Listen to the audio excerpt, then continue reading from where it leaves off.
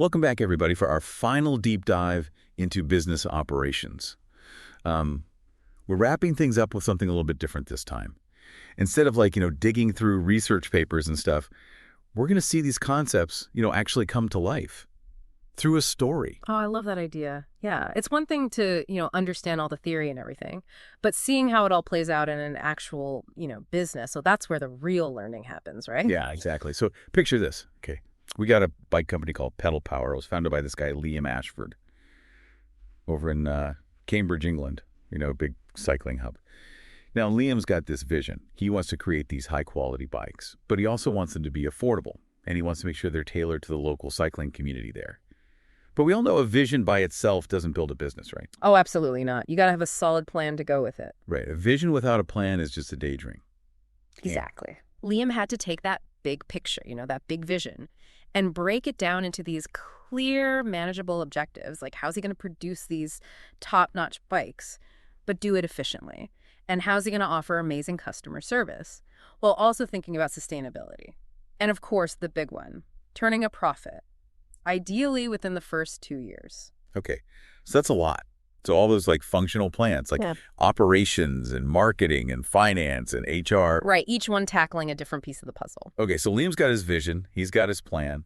How does he actually get started building this thing? Was he welding frames in his garage or something? Not quite. Liam was pretty strategic right from the start. He knew he had to offer something unique to stand out in Cambridge. It's a pretty competitive bike market. Yeah, for sure. So he decided to cater to different types of customers, different needs and different price points by using two different production methods: job production for his custom bikes, and flow production for his standard city bike. Yeah. Which he gave this catchy name, the Cambridge Commuter. Oh, I like that. So bespoke bikes for people who want something unique. Right. And then a ready-to-roll model for your everyday cyclist. Exactly. Job production gave him that, personalization, appealed to those who wanted a bike as individual as they are. Right. And then flow production helped him scale up production of that Cambridge Commuter. Right. Efficiently and affordably, for the everyday commuter. Okay, so that's a good strategy.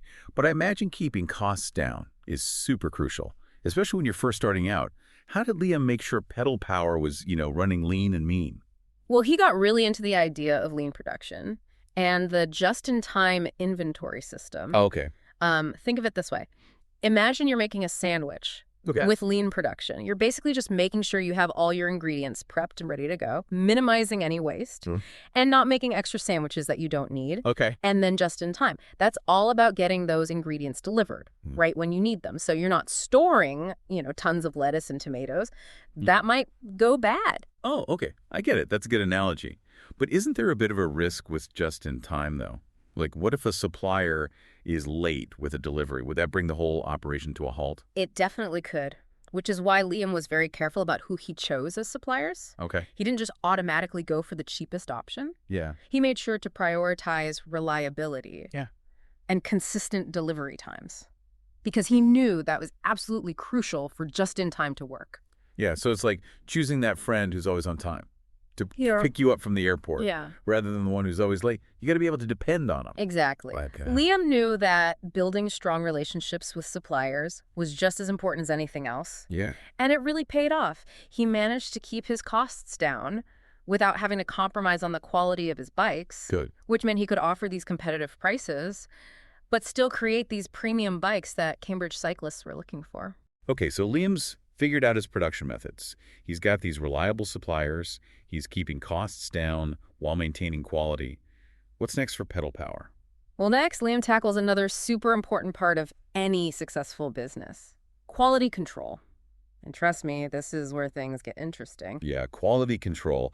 I can see how that's especially important with the custom bikes, where every little detail has to be perfect. Absolutely. And Liam knew that in a place like Cambridge, where people are so passionate about their bikes, quality could make or break his business. So he decided to go all in on this thing called Total Quality Management, or TQM for short. Okay, TQM. I've heard of that. But honestly, it always sounded kind of jargony to me. Can you, break it down in a way that even I can understand? Sure.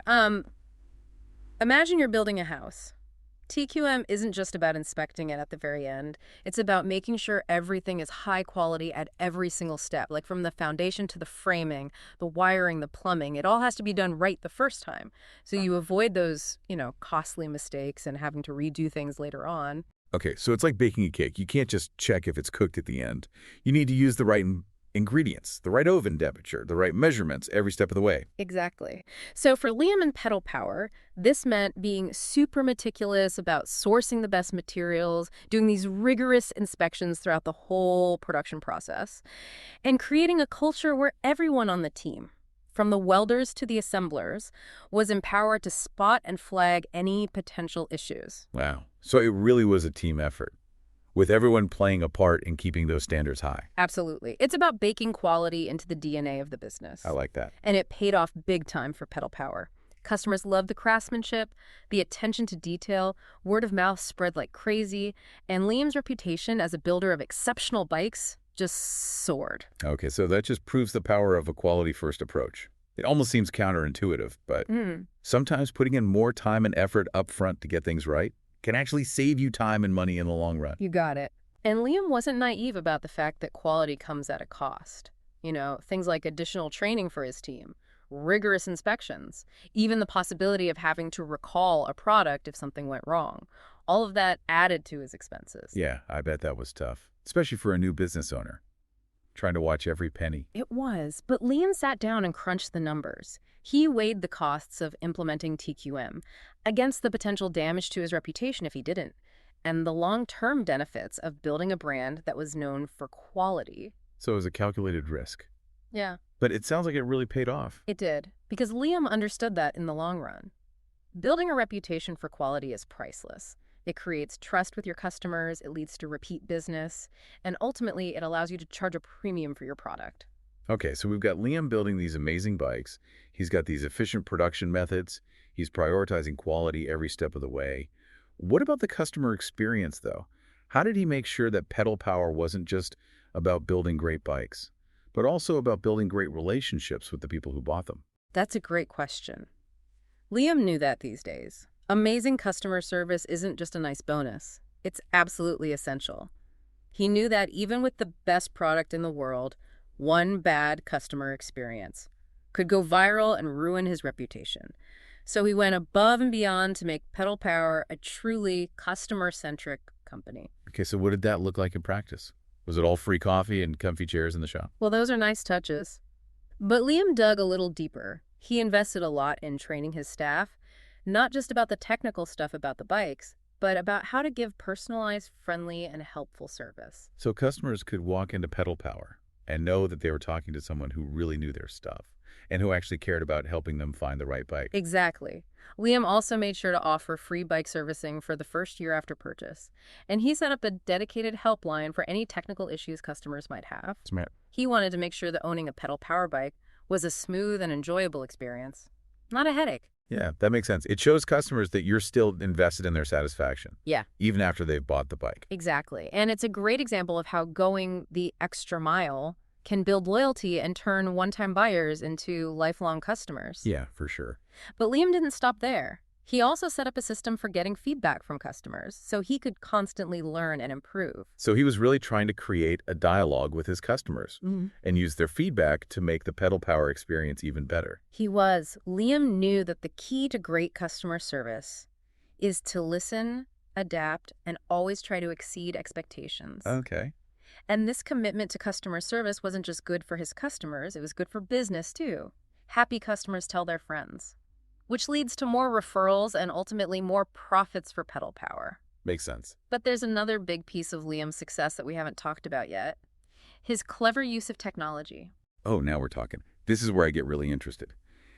How did Liam use technology to boost Pedal Power and reach more people? Did he create like a virtual reality bike fitting app or something? He didn't go that far, but he was definitely ahead of the curve when it came to using technology to streamline things and connect with customers in new ways. Okay, tell me more.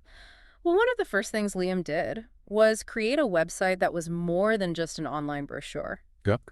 He wanted a platform where customers could actually interact with Pedal Power, learn about the bikes, and even design their own custom bikes from home. Oh, that's cool. Like a digital bike builder where you can Yeah. choose your colors, your components, the whole works. Exactly. And that interactive element was super popular, especially with people who wanted a truly unique bike, Mm. one that reflected their own style. Right. And to make things even easier, Liam added e-commerce functionality, so customers could place orders and pay online. So convenient. Did he offer home delivery too? He did. Liam knew that people are busy, and they appreciate convenience, so offering home delivery was a game changer for pedal power, especially for people who lived outside Cambridge. Yeah, smart move. What about social media? I bet that was a great way to showcase those awesome custom bikes. Oh, absolutely. Liam was all over platforms like Instagram and Facebook, sharing gorgeous photos of Pedal Power's creations, highlighting customers' stories, building this whole online community around his brand. Cool. He even used social media to run contests and giveaways, which helped boost engagement and brand awareness. So it sounds like he had a really well-rounded digital strategy, using technology to improve every aspect of the business, from production to sales to customer engagement. He did. And this tech-savvy approach wasn't just for show. It had a real impact on Pedal Power's bottom line. The website and e-commerce platform helped him reach customers all over the country, not just in Cambridge. Wow. And all the efficiency gains from online ordering and inventory management freed up Liam's time, so he could focus on other parts of the business. So technology wasn't just a shiny new toy for Liam. It was a strategic tool that helped him reach his goals. Exactly. But of course, no entrepreneurial journey is perfectly smooth. As Pedal Power grew, Liam ran into some new challenges, especially when it came to keeping that high quality, while also scaling up production. Ooh. Okay, that sounds tricky. How did he manage that balancing act? Well, as demand for his bikes went up, Liam realized he couldn't do everything himself anymore. He needed to bring on some help, which meant finding skilled craftspeople who shared his passion for quality and attention to detail. Yeah, I bet that wasn't easy, finding people who could live up to those standards. It wasn't. Liam spent hours interviewing people, carefully checking their skills and experience. He also invested heavily in training his new team members to make sure everyone was on the same page. When it came to Pedal Power's quality standards, So it was a mix of finding the right people and then giving them the knowledge and skills they needed to keep those standards high. exactly. And this focus on training and development really paid off. Even as Pedal Power grew, the quality of their bikes never wavered, which solidified their reputation as a top-notch bike builder. That's amazing. But did Liam face any setbacks along the way? Are there any moments where he doubted himself? Oh, there were definitely moments of doubt, like there are in any new business. One tough period came when Liam decided to outsource some of his production to keep up with the growing demand. Okay, that makes sense. But I could see how giving up some control over the production process could be a little nerve-wracking. It was. Liam was really careful about finding the right outsourcing partners, ones that shared his commitment to quality and craftsmanship. He spent weeks researching companies, visiting their factories, really scrutinizing their processes. So it wasn't just about finding the cheapest option. It was about finding partners who shared his values and could deliver that same level of excellence that Pedal Power was known for. Exactly. And that careful vetting process worked. The outsourcing partners he chose fit right into Pedal Power's operation, so he was able to scale up production without sacrificing quality. That's awesome. It shows how important it is to find the right partners. It does. It sounds like Liam had a real talent for making smart decisions, even when things got tough. He did, and he was always learning from his mistakes and adapting his approach. But through all the challenges and triumphs, Liam never lost sight of one crucial thing: the importance of amazing customer service. Ah, yes. The foundation of any successful business. How did he make sure that customer-centric focus stayed strong? Even as Pedal Power got bigger, did he run into any trouble keeping that personal touch as the customer base grew? That's a great question, and it's something Liam thought about all the time. As Pedal Power grew, he knew that as the number of orders went up, it would be easy to lose those personal touches. Right, so how did he fight against that? Well, he had a few key strategies. First, he made sure to hire customer service reps, who not only knew a lot about bikes, but who were also genuinely passionate about helping people. Okay, so it wasn't just about ticking boxes on a job application. It was about finding people who really cared about creating a positive customer experience. Exactly. Liam also invested in some really good customer relationship management systems. or CRM systems, as they're called. These systems helped him keep track of every interaction with a customer, so nothing fell through the cracks. So it was a mix of human touch and technological efficiency. Precisely. He used technology to streamline things and gather data, but he never forgot that at the end of the day. It's human connection that builds lasting relationships. That's a good point. Yeah. But did Liam ever face any big customer service problems as Pedal Power grew? I imagine with more customers comes more potential for things to go wrong. Oh, there were definitely some bumps in the road, as there are with any business. One incident comes to mind. A customer ordered a custom bike online, but because of a glitch in the system, the specs they entered got messed up. Oh no. That sounds like a disaster waiting to happen. It could have been, but Liam handled it really well. As soon as he realized what had happened, he got in touch with the customer, apologized personally, and offered to rebuild the bike to the correct specs at no extra charge. Wow, that's amazing customer service. It is. And that's what great customer service is all about. It's not just about fixing problems. It's about using those problems as an opportunity to show your customers how much you care about their satisfaction. Right, so turning a negative into a positive. Exactly. Liam knew that every interaction with a customer was a chance to build trust and loyalty. And in the long run, those strong customer relationships are more valuable than any amount of marketing or advertising. That's a powerful lesson. It is. So it sounds like Liam's success with Pedal Power wasn't just about building great bikes. It was about building a brand based on quality trust and a genuine dedication to customer satisfaction. You nailed it. Liam's story shows us that while a great product is essential, it's the other things, that commitment to quality, that customer-centric approach, that smart use of technology, those are the things that really make a business stand out. So what happened to Pedal Power? Did Liam's business keep growing? It did. 3 years after he launched it, Pedal Power had become a beloved local business in Cambridge, known for its great bikes and amazing customer service. It's awesome. Liam's passion for cycling, combined with his business smarts, created a winning formula. And as his business grew, he never forgot to give back to his community by sponsoring local cycling events and supporting sustainable transportation. That's fantastic. It's inspiring to see how someone with a clear vision and a solid plan and a dedication to quality can build a truly successful and sustainable business. It is, and while Liam's story is unique, the principles he used apply to any business. Whether you're building bikes or launching a tech startup, the things that matter are always the same. Careful planning, a focus on the customer, and a commitment to excellence. So what do you think? We've followed Liam's journey. We've seen how he tackled all these challenges and built this thriving business. What are your takeaways? What resonated with you the most? We'd love to hear your thoughts. Yeah, we'd love to hear from you. And a big thanks to Google Notebook LM for the amazing AI assistance in putting together this episode and the audio dialogue. This deep dive was a PEELC Strategy Production. Thanks for joining us. Okay, so we've talked a lot about the operations and customer service side of Pedal Power, but I'm curious about the financial side of things. Like, does Liam get funding from investors, or did he bootstrap the whole operation? That's a good question. Liam actually started Pedal Power with his own savings and a small loan from his family. Oh, wow. Yeah, he was really determined to stay in control of his business, and avoid giving up any ownership too early on. So a true bootstrapper. Resourceful and willing to take a risk to make his dream happen. Yeah, exactly. But how did he manage cash flow, though? Especially with all the upfront costs, like materials and equipment and rent. Liam was super disciplined with his money. Okay. He created these really detailed financial projections, tracked all of his expenses very carefully, and negotiated good payment terms with his suppliers. Smart. He also made it a priority to sell his bikes before investing too much in inventory, Right. which helped him minimize his financial risks. So it was a balancing act, investing in growth, but also keeping a close eye on cash flow. It was a constant dance, for Yeah. sure. But Liam's financial smarts paid off. As Pedal Power started making money, he was able to put those profits back into the business and expand without taking on more debt. That's impressive. It is. But I imagine even with all that careful planning, there must have been times when he faced financial challenges. Did he ever have to make tough decisions to keep Pedal Power afloat? Oh, yeah. There were definitely some stressful moments. Yeah.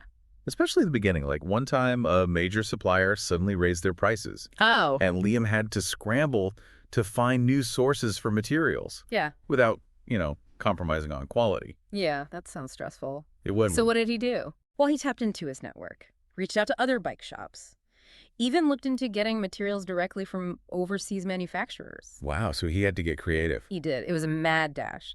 But he managed to find a solution that let him keep his prices the same without sacrificing the quality of his bikes. That's amazing. He turned a challenge into an opportunity. He did. He was really resilient, Yeah. and he never let those setbacks get him down. He knew that in business, like in life, Right. there are always going to be ups and downs. The key is to stay focused, adapt to the changes, and never give up on your dreams. I love that. Yeah. So Pedal Power wasn't just about building bikes. It was a lesson in entrepreneurship, covering everything from production and operations to marketing, finance, customer service technology. Exactly. Liam's story shows us that success in business is rarely about just one thing. It's about all these different factors coming together: a great product, a solid plan, a passionate team, a commitment to doing things well, and a belief in your vision. So what do you think? We've heard Liam's story. We've seen how he built this incredible business.